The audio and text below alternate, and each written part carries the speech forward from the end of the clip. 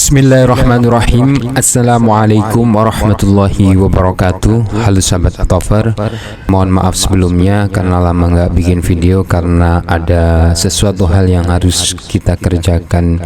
Dan terima kasih bagi teman-teman yang sudah support channel ini.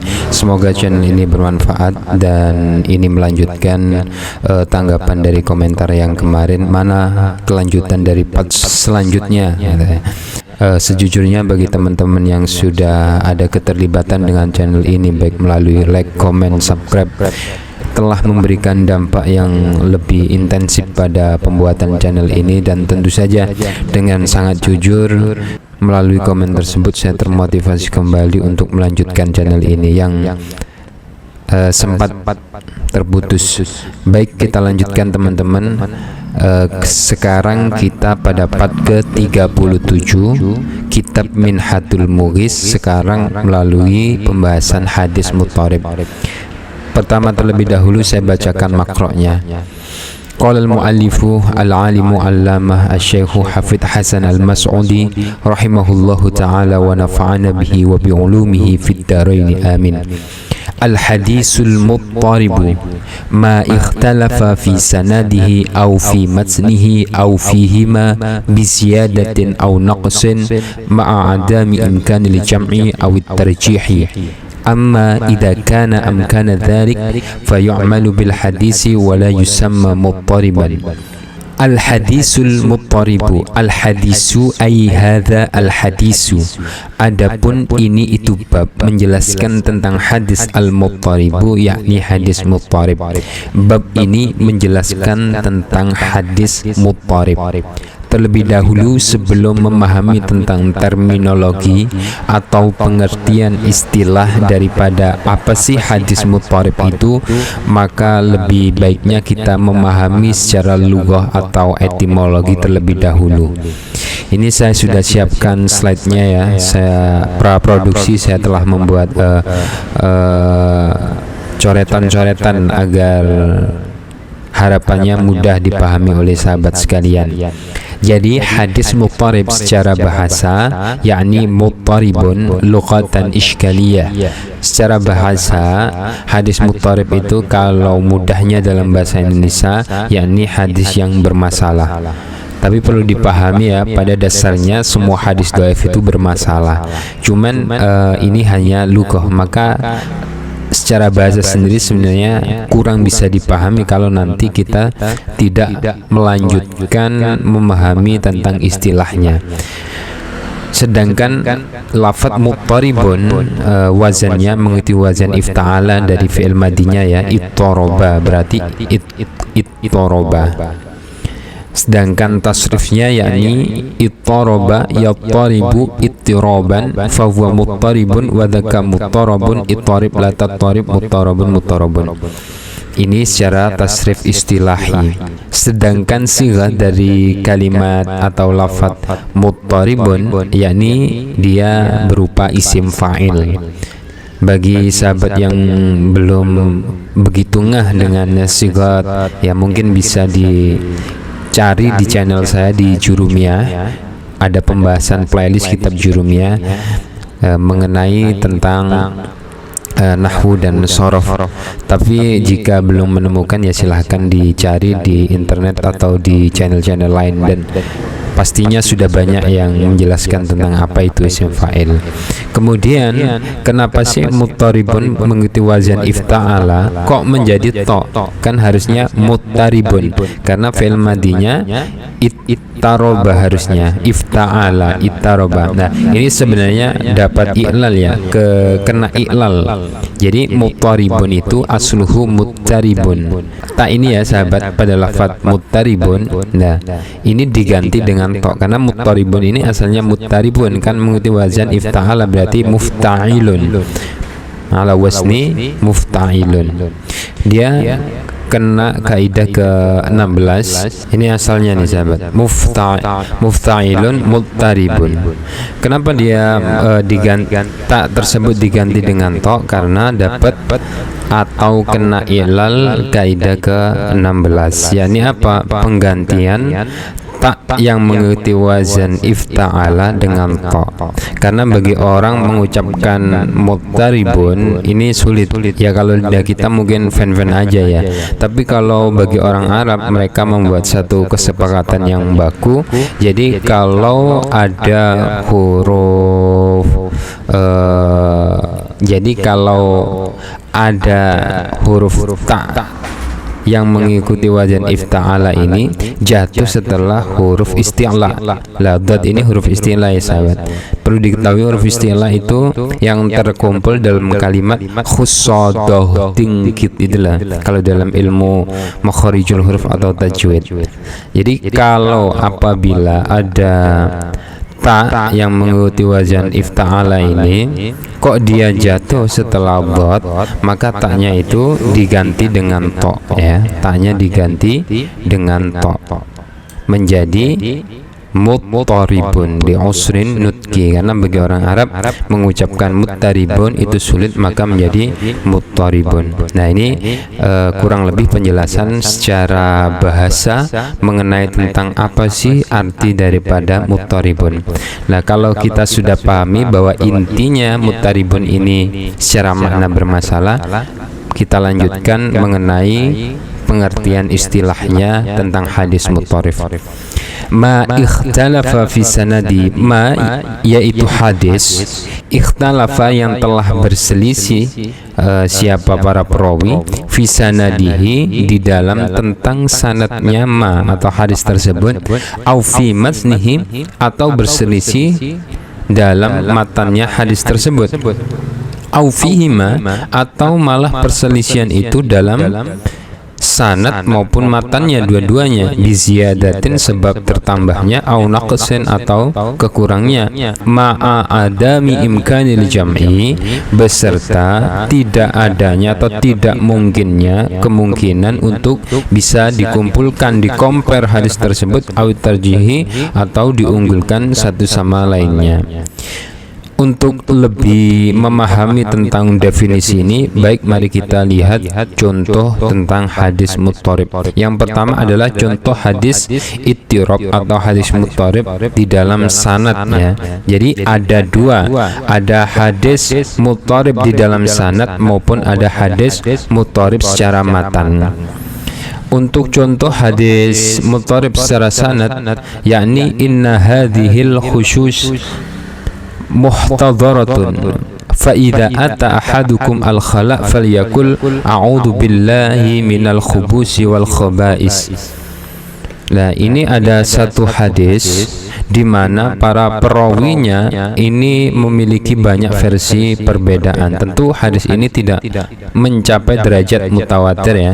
Untuk pengertian mutawatir yang pada intinya adalah di mana sekelompok perawi itu yang lebih dari 10 itu semuanya dusta, tapi mereka semuanya sama-sama sepakat, sama-sama sikoh, sama-sama dobit dan seterusnya, yang termasuk definisi daripada hadis sahih itu sendiri. Nah, kembali kepada contoh ittirab dalam sanad. Dalam hadis ini ya, inna hadil khusus ila akhirih. Lah, yang pertama dari hadis ini dari Rasulullah, kemudian dari Zaid bin Arqam, ada Qasim bin Auf Asy-Syaibani, dari Qatadah, Sa'id bin Abi Arubah. Kemudian ada versi lain dari hadis ini dari Rasulullah, Zaid bin Arqam langsung ke Qatadah yang nggak pakai Qasim bin Auf ini. Kemudian yang meriwayatkan akhir yang saat itu ya, yang diketahui Hisam ad-Dastuwai. Kemudian ada versi lain lagi, yakni hadis ini dari Rasulullah, kemudian bukan dari Zaid bin Arqam dengan matan yang sama ya tentunya, yakni Abu Nador, kemudian Nador bin Anas, Qatadah dan Ma'mar. Kemudian versi yang lain lagi yang keempat, yakni hadis ini dari Rasulullah ya, kemudian ke Zaid bin Arqam, dari Rasulullah ke Zaid bin Arqam, dari Zaid bin Arqam ke Nador bin Anas, Qatadah dan Syu'bah ya.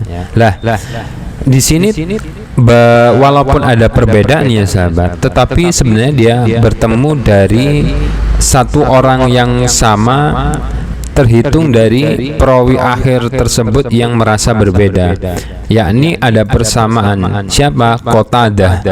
Lah, dari Qatadah dengan teks hadis atau matan hadis yang sama, tapi ke atasnya ini ada perbedaan. Antara perbedaan, dari Qatadah ini Qasim bin Auf As-Saibani. Qatadah ini mendapatkannya dari Qasim bin Auf As-Saibani. Yang kata Hisam Ad-Dastuwai, Qatadah ini langsung dari Zaid bin Arqam. Yang dari Ma'mar, ya Qatadah ini dari Nadhr bin Anas. Yang kata Syu'bah, ya benar dari Nadhr bin Anas, ya. Tetapi dia Nadhr bin Anas ini mendapatnya dari Zaid bin Arqam langsung, sedangkan menurut Ma'mar, Nadhr bin Anas ini mendapatkannya dari ayahnya. Perbedaan di dalam rijalul hadis inilah yang menyebabkan hadis itu dikatakan ittirab atau muttarib. Dan perlu dipahami ya, secara personal perawi semuanya ini orangnya sikoh semua, sehingga tidak bisa di-compare, ya, tidak bisa dihimpun atau tidak bisa dirujukan dalam kitab hadis mu'tabaroh, atau tidak bisa ditarjih mana yang lebih unggul. Nah, ini contoh ittirab di dalam sanad. Yang kedua, ada contoh ittirab di dalam matannya itu sendiri, karena di dalam istilah tadi kan dikatakan ya, ikhtalafa fi sanadi au fi matsnihi. Ya, nah ini ada contoh. Ada dua redaksi yang berbeda dari rangkaian periwayatan rangkaian periwayatannya satu jalur nih ceritanya, tapi kok teksnya bisa berbeda. Misalkan ada Muhammad bin Abi Humaid ini meriwayatkan dari Ismail dari Muhammad bin Sa'id bin Abi Waqqas dari ayahnya Abi Waqqas dan dari Sa'id, kemudian dapat dari Rasulullah. Nah, tetapi dia terkadang melafatkan atau meredaksikan hadis tersebut. Ada dua yang dimana dua ini ya tentu berbeda jauh. Yang pertama, matan tersebut mengatakan qala Rasulullah sallallahu alaihi wasallam min sa'adati ibni Adam ridahu bima qadallahu lah, wa min syaqawati ibni Adam tarkuhu istikharatullah, wa min syaqawati ibni Adam sakhtuhu bima qadallahu lah. Yang kurang lebih artinya Rasulullah bersabda, dari kebahagiaan anak Adam yaitu ridhonya dia dengan ketetapan Allah, dan dari celakanya anak Adam yaitu meninggalkan untuk memilih Allah, dan dari celakanya anak Adam yaitu murkanya anak Adam tersebut sama ketetapan Allah. Tetapi di saat bersamaan ada hadis yang sama, sebenarnya enggak itu hadisnya gitu loh. Ada yang mengatakan ya, hadisnya itu dari Humaid dari sama-sama dari Humaid tentunya ya. Mengatakan yakni min sa'adatin ni Adam, kurang lebih artinya dari kebahagiaan anak Adam itu ada tiga, wa min syaqwati ibni Adam salasa, dan dari celakanya anak Adam ada tiga.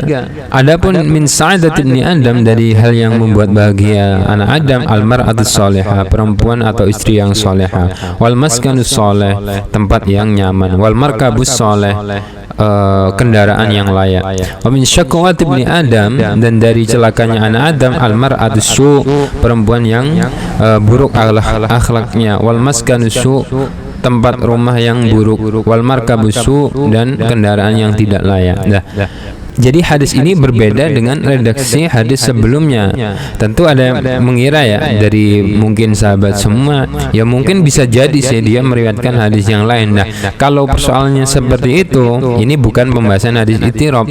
Masalahnya ini adalah yang dimaksud hadis yang berkenaan tetapi kok berbeda lah. Maka ketika ada perbedaan di dalam maksud hadis yang sama tetapi matanya berbeda, maka ini terjadi ikhtilaf, perbedaan antara hadis satu dengan hadis yang satunya lagi. Mana nih yang benar lah, kira-kira begitu. Maka ini dalam kategori hadis ittirab fil matni. Kita akhiri dengan teks yang maqra yang terakhir, amma idza kana amkanu dzalika fayu'malu bil hadis wa la yusamma muttariban. Amma idza kana, adapun di dalam tatkala telah ada, yaitu amkana memungkinkan apa dzalika, demikian itu untuk dijam'in atau dikumpulkan diperbandingkan dengan hadis mu'tabar atau tarjih, atau bisa di-compare mana yang lebih unggul, ya fayu'malu, maka diperlakukan hadis tersebut bil hadisi sebagaimana hadis sahih maupun hasan. Walisamma muttariban, maka dia tidak termasuk hadis muttarib. Jadi kesimpulannya para sahabat, yang pertama bahwa hadis muttarib itu terjadi perbedaan periwayatannya baik dari segi sanad maupun matan. Kemudian kesimpulan yang kedua, hadis muttarib itu jika diperbandingkan kedudukan perawinya sama-sama kuat sehingga tidak bisa ditarjih, tidak bisa diunggulkan satu dengan hadis lainnya. Justru karena tidak bisa ditarjih yang membuat hadis ini ya muttarib, hadis ini tidak bisa diambil. Namun yang ketiga, hadis muttarib itu apabila ada kemungkinan untuk diperbandingkan atau ditarjih, maka hukumnya bukan muttarib. Demikian pembahasan part ke-37 hadis muttarib. Semoga bermanfaat. Wallahu alam bisawab. Kurang lebihnya mohon maaf apabila sahabat ada pertanyaan atau ada tambahan atau ada masukan, silahkan komen saja di kolom komentar. Aku qauli hadza wal afu minkum. Assalamualaikum warahmatullahi wabarakatuh.